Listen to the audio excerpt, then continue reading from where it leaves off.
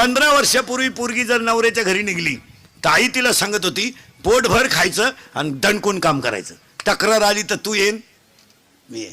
आता ह्याच 5-6 वर्षापासून आई डायरेक्ट सांगती एखादा महिना पाय सगळ्यांचा अंदाज घेऊन ये, नाही तर पाहुणा इकडे घेऊन ये, खाल्ल्या वावरात कांदे वाटणं करीन पण तो शान भरायचं नाही. इतक्यात घरी कीर्तनात बसलेली तुझ्या पोरीचा तुझा फक्त 4 दिवस फोन नाही, फक्त बोटवर कर. आजचं पाकिट देतो मी तुला, कर बोट. तुला काम नाही का काय दुसरं?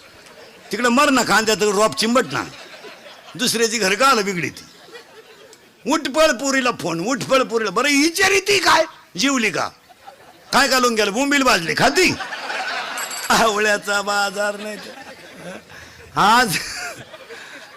आजपासून जर महिला मंडळ पुरीच्या घरी डोकं लावलं तो तू का शेवई लिहून घे. दिवाळी खात नाही तू ले कशाला.